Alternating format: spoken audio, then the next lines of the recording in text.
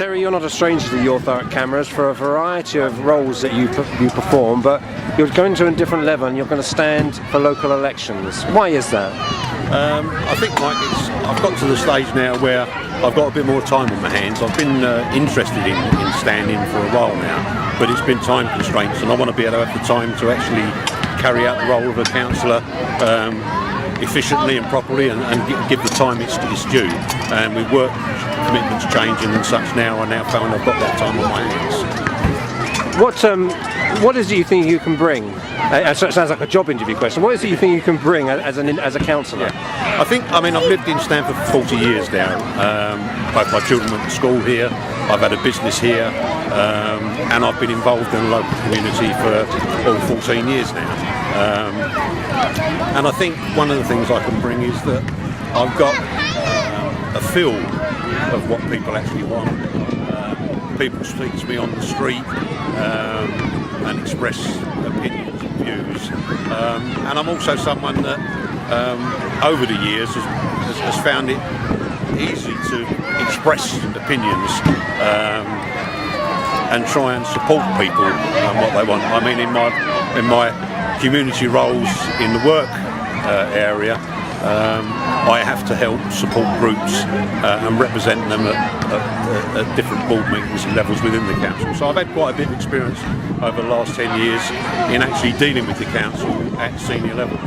You talk about experience. A recent experience has been the Butts Lane inquiry, development, etc. It wasn't a NIMBY inquiry, was it? One of the points you did make was that you've worked with other developments around the ward. Where are we with that, and how would you express your role in that in fighting for election? Yeah, I think with the Butts Lane inquiry, it was at the early stages. A lot of local residents approached me and said, we'd like to do something, but we don't know how to go about it. Because of my role as the chair of the Stanford Forum, they knew that I had the ability and the experience of getting people together and gelling together. It's disappointing that Secretary of State has approved the development.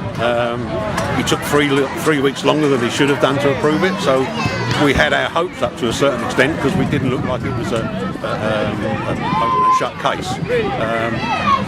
We're going to carry on looking at the situation. I mean, there's certain conditions that have been laid down that the developers have to comply with, and we'll be making sure over the next 2 or 3 years that they comply with all those requirements and the conditions. It wasn't a NIMBY thing.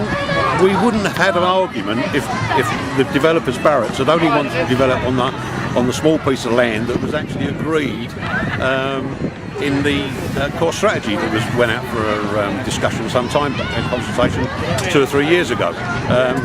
We were only arguing on the fact that they wanted to build twice as many houses there as the local people had the chance to have an input in to say that, whilst they possibly didn't want 175 houses there, at least they'd had the chance to have an input into that.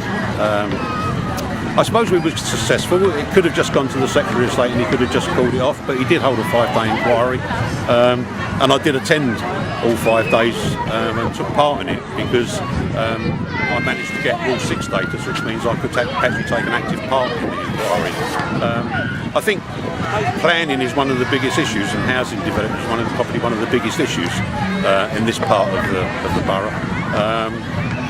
With the development of 153 houses on the Victoria Road site, that's now 500 odd houses in Stanford, out of supposedly 628 over the next 10 years, all on greenbelt land. And I think what we need to do, and what I will do, is make sure that wherever possible, local residents' opinions and concerns get fed into that, and to try and make sure that in the future that more account is taken of what local people. I'm going to say it's a thriving community. Here we are at Hardy Park on a Tuesday lunchtime, and look at it. It's a wonderful community here in Stanford, isn't it? What is it about it, you think, that makes it different from all the other wards, I guess? I wouldn't say necessarily different from all the other wards, but yeah, there are lots of things. I mean, the Hope Committee's been around for 15 years now. The Forum was formed out of the Hope Committee, and that's been around. There's lots of events that we put on that bring together the community spirit. I mean, the Stanford Music Festival is coming up again the end of June this year, 30th of June, which attracts sort of like 5,000 or 6,000 people, mainly residents. They come over very much like today and have a picnic, and it's a family fun day out. The town festival on the Sunday gets the local residents together, things like this at Hardy Park. So I think it's just a matter of that people like to get out and see and chat with one another. We've got a reasonably stable number of residents. We haven't had massive development in the area.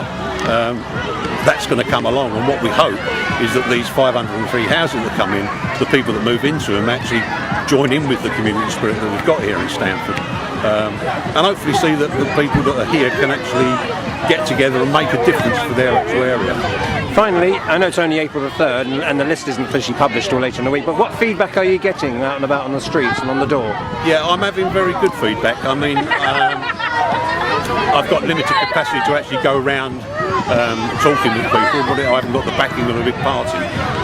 But all the people that I'm speaking to that I've been involved with at Butts Lane, I've also been heavily involved in the Wolf Road squib scenario, and all those people down there are giving me their full support. I've had so many people come up and say, if you want me to deliver some leaflets, it's really encouraging. And I think now, if any time, there's a time for change where that an independent in Stanford-le-H could actually make a difference.